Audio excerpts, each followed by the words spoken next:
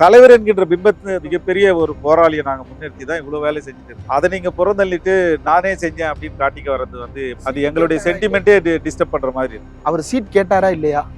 Seat கேட்டாரா இல்லையான்ட்டு ஏவா வேலு வந்து எதுக்கு இந்த கூட்டம்லாம் கூப்பிட்டு வச்சு தன்னுடைய காலேஜ்ல உட்கார வச்சு பேசுனதா? ஏவா வேலு மட்டும் இல்ல, ஏதாவது ஒட்டு கேட்டாரா என்ன நமக்கு தெரியல. தலைவர் வந்து எந்த நிர்பந்தத்துக்கும் அடிபணியக்கூடியவர் அல்ல. அது வந்து திமுகவுக்கே நல்லா தெரியும். தலைவரை நிர்பந்தித்தால் அது பெரிய பின்விளைவுகளை தரும். நிறைய அட்ராசிட்டிஸ் வந்து அதிமுக ஆட்சியில் எங்கள் மீது நடந்திருக்குது. இப்பவும் சிலது நடக்குது. எங்களுக்கு 10% இருக்கு, 20 எம்எல்ஏக்கள் கிடைக்க வாய்ப்பு இருக்கு, அதை ஏன் இழக்கணும்? இதுதான் என்னோட ஃபைட். பதவிதான் முக்கியம் அப்படின்னா திமுகவே எங்களுக்கு தேவையில்லை. பாஜகவை ஆதரிக்கிறேன் என்று ஒரு வார்த்தை சொல்லிவிட்டால் தலைவர் இன்னைக்கு சென்ட்ரல்ல கேபினெட் மினிஸ்டர், நாளைக்கே பொறுப்பு அறிவிப்பாங்க. கோடிக்கணக்கான பணங்களும் பேரம் பேசப்பட்டது. அதையெல்லாம் எப்படி தூக்கி அடிச்சாரு?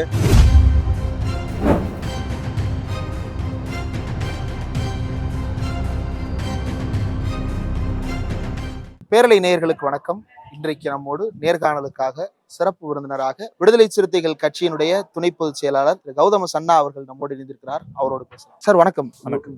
விடுதலை சிறுத்தைகள் கட்சியினுடைய துணை பொதுச் செயலாளராக இருந்த, இப்போது இடைநீக்கம் செய்யப்பட்டிருக்கின்ற ஆதவர்ஜுனா நேற்று தந்தி தொலைக்காட்சிக்கு ஒரு பேட்டி கொடுத்திருக்கிறாரு. அதுல அவர் பேசும் பொழுது, என்னை எதிர்ப்பவர்கள் எல்லாம் திமுக ஆதரவாளர்கள், கட்சிக்குள்ளே வந்து பல ஃபேக்ஷன் இருக்கு, திமுக ஆதரவு இருக்கு, அதிமுக ஆதரவு இருக்கு, காங்கிரஸ் ஆதரவு இருக்கு, இப்படி தனித்தனி ஆதரவு குரூப்புகள் இருக்கு.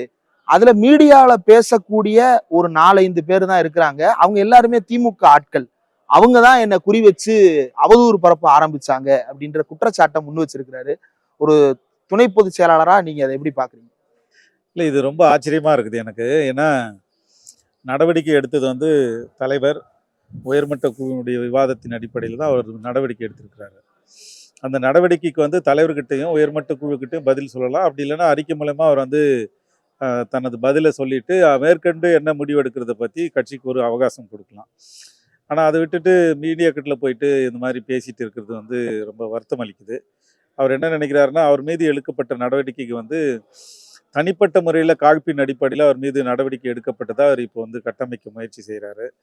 அது கட்சியினுடைய கட்டமைப்புக்கே வந்து சரியில்லைன்னு தான் நாங்கள் பார்க்குறோம். அதில் அவர் மேலே வந்து பல விமர்சனங்கள் வச்சதுக்கு காரணம் வந்து 2 காரணங்கள் தான். ஒன்று வந்து தலைவர் திருமாவர்களுக்கு இவர் 100 கோடி 200 கோடி கொடுத்துட்டாரு அப்படின்ற மாதிரி பரப்பப்பட்ட வதந்திக்கு அவர் எந்த விதமான மறுப்பும் சொல்லலை. அது வந்து எல்லோரையுமே, எங்களை தலைவர் உட்பட எல்லோரையுமே அது பாதிச்சுது. அதுக்கு மக்கள்கிட்ட வந்து பதில் சொல்ல வேண்டிய நிர்பந்தம் கட்சிக்கும் எங்களை போன்ற பொறுப்பாளர்களுக்கு இருக்குது. தலைவரே நேரடியாக போயிட்டு நான் வாங்கலை, எனக்கு இந்த மாதிரி வரல அப்படின்னு அவர் சொல்ல முடியாது. அது எந்த தலைவருமே அதை விரும்ப மாட்டாங்க. ஸோ அதனால 2ஆம் கட்ட தலைவர்கள் வந்து அதை அந்த அவதூறை வந்து எதிர்கொள்ள வேண்டிய கட்டாயம் நிர்பந்தம் எங்களுக்கு இருக்குது. 2வது வந்து அந்த மாநாட்டுக்கெல்லாம் அவர் நிறைய செலவு செஞ்சார் அப்படின்னு சொல்லப்பட்டது, அவரு வீடியோ வெளியிட்டது வந்து எல்லாரும் நம்பினாங்க. நாங்கள் தெளிவாக தான் சொல்லிட்டு இருக்கிறோம். முதல் மாநாட்டுக்கு அவருடைய பங்களிப்பு இருக்குது, 2வது மாநாட்டுக்கு இல்லை அப்படின்றது நாங்கள் சொல்லியிருக்கோம். இது நடந்த உண்மை. இப்போ மாநாட்டு செலவுன்றது வந்து மக்களை கொண்டு வந்து காசு கொடுத்து கொண்டு வர்ற மாதிரி ஒரு தோரணை, ஒரு பிம்பம் அதில் இருந்தது. அது வந்து கட்சியின் மீது மக்கள் வைத்திருக்கக்கூடிய, தொண்டர்கள் வைத்திருக்கக்கூடிய நம்பிக்கையை சிதைப்பது போல இருக்குது. அதனால மக்கள், கட்சியினுடைய அடிப்படை உறுப்பினர்கள் அத்தனை பேருமே அவர்களுடைய சொந்த பணத்தை செலவு செய்து தான் மாநாட்டுக்கு வந்தாங்க. மாநாட்டு செலவுன்றது மேடை செலவும் அந்த அலங்கார செலவு தான் அப்படின்றது மக்களுக்கு தெளிவுபடுத்த வேண்டிய பொறுப்பு எங்களுக்கு இருக்கு. இல்ல, அவர் இந்த வாதங்கள் எல்லாத்தையுமே அவர் மறுக்கிறாரு. நான் வந்து விடுதலை சிறுத்தைகள் கட்சியினுடைய ஒரு தொண்டன் குரலை பிரதிபலிக்கிறேன், மாவட்ட செயலாளர் குரலை பிரதிபலிக்கிறேன், ஆனா திமுக ஆதரவாக இருக்கக்கூடிய விசிக காரர்கள் 4-5 பேர். அதுதான் இப்போ இந்த மாதிரி விஷயங்களை சொல்றோம். இப்போ கட்சியை பாதிக்காத வண்ணம் கருத்துக்களை சொல்றதுல தப்பு கிடையாது. சில அவதூறுகள், கட்சியினுடைய நம்பிக்கையை சிதைக்கின்ற அவதூறுகளுக்கு பதில் சொல்ல வேண்டிய கட்டாயம் இருக்குது. அப்போ இது வந்து தலைவருக்கு தெரியாம நாங்கள் எதுவுமே பேச முடியாது.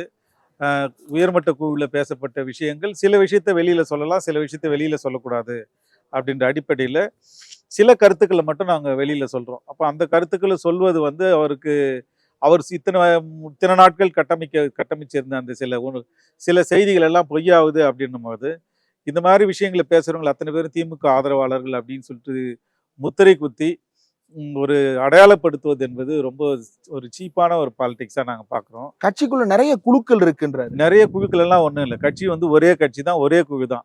கட்சி வந்து ஒரே குழு. அந்த குழுவுக்கு தலைவர் தான். தலைவர் திரும்ப தான் அந்த குழுவின் தலைவர்.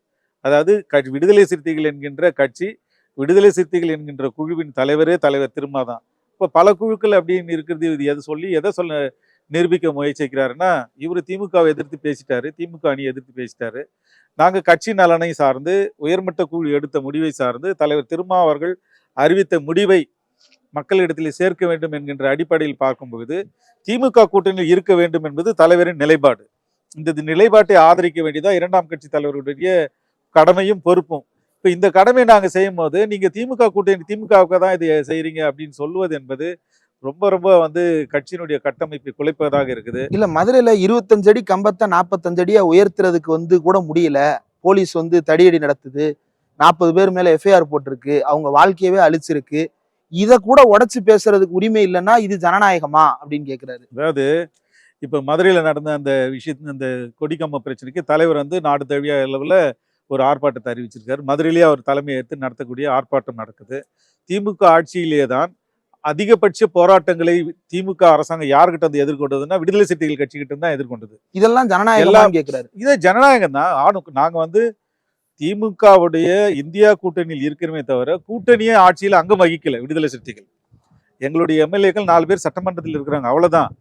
ஆனா எங்களுடைய உரிமைகள் எந்த ஆட்சியில் நசுக்கப்பட்டாலும், அது கூட்டணி ஆட்சியா இருந்தாலும் சரி, அதிமுக ஆட்சியில இப்போ எங்களுக்கு வந்து எந்த எல்லா உரிமையும் எல்லாமே கிடைச்சிடுச்சா? நிறைய அட்ராசிட்டிஸ் வந்து அதிமுக ஆட்சியில் எங்கள் மீது நடந்திருக்குது. இப்பவும் சிலது நடக்குது. இந்த அட்ராசிட்டி என்பது வந்து சமூகத்தில் இருக்கக்கூடிய அட்ராசிட்டியை வந்து கட்டுப்படுத்தவில்லை என்கின்ற குற்றச்சாட்டு நாங்கள் திமுக அரசாங்கத்தின் மேல கூட வைக்கிறோம், அதிமுக அரசாங்கத்தின் மேல வைக்கிறோம். எந்த அரசாங்கம் இருந்தாலும் இதுதான் நிலைமையா இருக்க போகுது. அரசியல் கூட்டணி தான் வச்சிருக்கிறோம், கொள்கை அடிப்படையில் கூட்டணி இருக்குது. ஆனா சமூகத்துல நடக்கின்ற எல்லா முரண்பாடுகளுக்கும் தீர்வு காண வேண்டும் அப்படின்னா, நம்ம எல்லா இடத்துலையும் விடுதலை சிறுத்தைகள் போராட்டம் நடத்திட்டு தான் இருக்கிறாங்க. திமுக ஆட்சியை கடுமையாக எதிர்த்து போராட்டம் நடத்தியது தலைவர் திருமா அவர்களே கூட முன்னணியில் நின்று தலைமையேற்று மாநிலம் தழுவிய போராட்டங்களும், சில மாவட்ட தலைநகரில் நடத்திய போராட்டமும் நடத்திருக்கு. அப்ப அதெல்லாம் பொய்ன்னு சொல்றாரா இவரு? அவர் போட்ட கணக்குப்படி 10% ஓட்டு இருக்கு. அந்த 10% ஓட்டின் அடிப்படையில ஆங்கர் கேட்கிற கேள்வி என்ன அப்படின்னா, தாவேகா, விசிகா, அதிமுக இந்த கூட்டணி தான் உங்களுடைய நோக்கமான்னு கேட்கும் பொழுது அவர் என்ன சொல்றாருன்னா, எங்களுக்கு 10% இருக்கு, 20 எம்எல்ஏக்கள் கிடைக்க வாய்ப்பு இருக்கு, அதை ஏன் இழக்கணும், இதுதான் என்னோட ஃபைட் அப்படின்றாரு. அதாவது 20 எம்எல்ஏக்கள் கிடைக்கணும் அப்படின்ற ஆசை எங்களுக்கும் இருக்காதா? எங்களுக்கு 20 இல்லை, 30, 40, 50 எம்எல்ஏ கிடைக்கணுன்ற ஆசை கூட எங்களுக்கு இருக்குது. இந்த தமிழ்நாட்டை ஆள வேண்டும் என்கின்ற ஆசையும் எங்களுக்கு இருக்கு. தலைவர் என்னைக்காவது அந்த ஆசை இல்லைன்னு சொல்லியிருக்காரா? இந்த நாட்டுக்கு, தமிழ்நாட்டுக்கு முதல்வராக வேண்டும் என்கின்ற கனவு எனக்கும் இருக்குன்னு அவர் சொல்லியிருக்காரு. ஆனா கல யதார்த்தத்தை நாங்க பார்க்க வேண்டியது இருக்குது. அதே நேரத்துல தமிழ்நாட்டு மக்கள் மீது தொடுக்கப்பட்டு இருக்கின்ற பண்பாட்டு போரை எதிர்கொள்ள வேண்டிய முன்னணி படையா இன்றைக்கு விடுதலை சிறுத்தைகள் இருக்கு. தலைவர் திருமா அவர்கள் வந்து என்ன சொல்றாரு? சனாதன சக்திகள் தமிழ்நாட்டை ஊடுருவக்கூடாது என்பதற்காகத்தான் திமுகவோடு கொள்கை கூட்டணி வச்சிருக்கிறோம் அப்படின்னு சொல்றாரு. பதவிதான் முக்கியம் அப்படின்னா திமுகவே எங்களுக்கு தேவையில்லை, அதிமுகவும் எங்களுக்கு தேவையில்லை. தலைவர் இன்றைக்கு பாஜகவை ஆதரிக்கிறேன் என்று ஒரு வார்த்தை சொல்லிவிட்டால், தலைவர் இன்னைக்கு சென்ட்ரல்ல கேபினெட் மினிஸ்டர், நாளைக்கே பொறுப்பு அறிவிப்பாங்க. அதுக்கு வந்து அவங்க பல முறை பேசியும் இருக்கிறாங்க. அதெல்லாம் தன்னுடைய இடது கையால தூக்கி அடிச்சாரு தலைவர். பதவி மட்டும் இல்லை, கோடிக்கணக்கான பணங்களும் பேரம் பேசப்பட்டது. அதையெல்லாம் எப்படி தூக்கி அடிச்சாரு? அப்போ கொள்கை அடிப்படையில் உறுதியா நிற்கணும் அப்படின்றதுக்காக தான் தலைவர் இதெல்லாம் பிஜேபி ஆஃபர் பண்ண மத்திய பதவி கூட அவர் வந்து தூக்கி எறிஞ்சார் அப்படின்னு நாங்கெல்லாம் பேசியிருக்கிறோம். பல இடத்துல வந்து தலைவரும் அது சொல்லியிருக்கிறாரு. அப்போ பதவிதான் முக்கியம் அப்படின்னா நிச்சயமா வந்து பிஜேபி கிட்ட கூட்டணி வைக்கலாம். ஆனா இப்போ திமுகவுடைய மந்திரி சபையில வந்து கூட்டணியில் நாங்க இருக்கணும் அப்படின்னா, அதுக்கு வந்து தேவை இருந்தால் பிஜேபி அரசாங்கம் மத்தியில வந்து ஒரு மைனாரிட்டி அரசாங்கமா இருக்குது, அதனால எங்களுடைய ஆதரவு தேவைப்படலாம். இப்போ வந்து ஸ்டேட் கவர்மெண்டா இருக்கக்கூடிய திமுகவுக்கு வந்து ஃபுல் மெஜாரிட்டி, அப்சல்யூட் மெஜாரிட்டி இருக்கும்போது கூட்டணி ஆட்சிக்கான தேவையா அவங்களுக்கு இல்லை. அப்போ நம்ம எதுக்கு வந்து அதை அந்த சார்ஜ் வச்சு அது ஒரு பிம்பத்தை நம்ம கட்டமைக்க தேவையில்லை அப்படின்னு பார்க்குறோம். இப்போ தலைவர் எடுக்கின்ற முடிவு தான் தமிழ்நாட்டு நலன் கருதியும் கட்சியின் நலன் கருதியும் தலைவர் எடுக்கின்ற முடிவு தான் வந்து இறுதியை தவிர இல்ல. தலைவர் வந்து இந்த ஊடகத்தில் பேசுகின்ற 4-5 பேர் முடிவை மட்டுமே பேசுறாரு, 144 மாவட்ட செயலாளர்களை அவர் கலந்து ஆலோசிக்கணும் அப்படின்றாரு. இன்னும் 144 பேர் 144 பேர் இருக்கிறாங்க. இன்னும் 234 மாவட்ட செயலாளர் கூட வருவாங்க. மாவட்ட செயலாளர்களிடத்துல எதை பேச வேண்டும், எதை பேசக்கூடாதுன்னு கட்சி விதி தெளிவா இருக்குது. இவருடைய நீக்கத்தை போய் மாவட்ட செயலாளர் கூட்டத்துல வந்து இது விவாதிக்கணும் அப்படின்னு சொல்றது ரொம்ப இது வரைக்கும் கட்சி நடைமுறையிலேயே அப்படி நடந்ததில்லை. எவ்வளோ பேர் கட்சி விட்டு நீக்கி இருக்கிறாங்க. தடா பெரியசாமி நீக்கும் போதெல்லாம் அப்படியெல்லாம் ஒன்றும் மாவட்ட செயலாளர்கிட்ட கூப்பிட்டு ஒப்புதல் வாங்கணும்னு அவசியம் கிடையாது. கட்சிக்கு இமிடியேட் நலன் எது முக்கியம் அப்படின்னு சொல்லிட்டு தலைவர் தீர்மானிக்கிறாரு. அந்த தீர்மானத்தை ஒட்டி உயர்மட்ட குழுவில் விவாதம் நடக்கும். சரியா இருந்து தலைவர் நாங்களாம் என்ன நினைப்போம், தலைவர் ஒரு முடிவு எடுத்துட்டாரு, அதை மீற மாட்டோம், அவ்வளோதான். உயர்மட்ட குழு வந்து தலைவர் என்ன இத்தனை வருஷம் வந்து ஒரு ஒரு ஒரு ஒரு நபர்ல இருந்து தனிப்பட்ட நபர்ல வந்து தொடங்கப்பட்ட கட்சியா கூட இருந்தாலும் இன்னைக்கு வந்து தமிழ்நாட்டின் அசைக்க முடியாத சக்தியா இன்றைக்கு அவர் சொல்றது போலவே 10% வாக்கு வங்கியா இருக்கக்கூடிய கட்சியா இதை மாற்றி அமைச்சிருக்கிறாருன்னா எவ்வளவு தூரம் தலைவர் யோசிச்சிருப்பாரு, எவ்வளவு தூரம் அதுக்கு வேலை செஞ்சிருப்பாரு, எவ்வளவு கட்டமைப்பு பணிகளை மேற்கொண்டிருப்பாரு, எத்தனை ஆயிரம் கிலோமீட்டர் லட்சக்கணக்கான கிலோமீட்டர்கள் பயணம் செஞ்சு மக்களை சந்திச்சிருக்காரு. இதையெல்லாம் செய்யாதவர் இவர் சொன்னதை உடனே மாயமந்திரத்துல வந்து உடனே நடக்கிற மாதிரியா நடக்கும்? தலைவருக்கு எல்லாம் தெரியும், அவர் தான் செய்யறாரு. கட்சியில் இருக்கக்கூடிய துணை பொதுச் செயலாளர்களா இருக்கட்டும், பொதுச் செயலாளர்களா இருக்கட்டும், அவருடைய கருத்தை கேட்பார். ஆனா எந்த காலத்திலும் கருத்தை கேட்கின்ற பெயர்ல நாங்க ஒரு நாளும் வந்து தலைவரை நிர்பந்திக்க மாட்டோம். ஏன்னா இந்த கட்சியினுடைய வேறு உயிர் எல்லாமே தலைவராக இருக்கிற நேரத்தில் அவரை நிர்பந்திச்சு நாங்க என்ன சாதிக்க முடியும்? இப்போ வந்து இப்படி ஒரு இடைவெளியையும் இப்படி ஒரு விரோதத்தையும் அவர் கட்டமைக்கிறது ரொம்ப அசிங்கமா இருக்குது. இங்க கட்சிக்குள்ள இப்ப நீங்களோ அல்லது மற்ற இன்னும் 8 துணை பொதுச் செயலாளர்கள் இருக்கிறாங்க, உங்களோட சேர்த்து 9 பேர். நீங்க நீண்ட காலமா திருமாவர்களோட பயணிக்கிறத நாங்க பார்த்திருக்கிறோம். இவர் கட்சிக்குள்ள வந்து ஒரு ஓராண்டு நிறைவடைகிறது. இந்த ஒரு வருடத்திற்குள்ள அவர் வந்து கட்சிக்குள்ள நான் பெரிய போராட்டங்களை நிகழ்த்தி இருப்பதாகவும், இந்த கட்சியினுடைய ஏற்ற இறக்கங்களில் எனக்கும் பொறுப்பு இருக்கிறது அப்படின்ற ஒரு ஒரு உரிமையோடு அவரு பேசுறாரு. இந்த உரிமையை நீங்க எப்படி பாக்குறீங்க? அந்த உரிமை எடுத்துக்கிறது தப்பு கிடையாது. ஏன்னா கட்சிக்குள்ள வந்து தலைவர் சொல்லுவார், எல்லாரும் வந்து கட்சியில வந்து இந்த கட்சி என்னோட கட்சின்னு ஓன் பண்ணணும் அப்படின்னு தலைவர் சொல்லுவார். அப்படி அவர் ஓன் பண்ணணும்னு நினைக்கிறது நாங்கள் வரவேற்கிறோம். அது வந்து ரொம்ப சந்தோஷமான விஷயம்.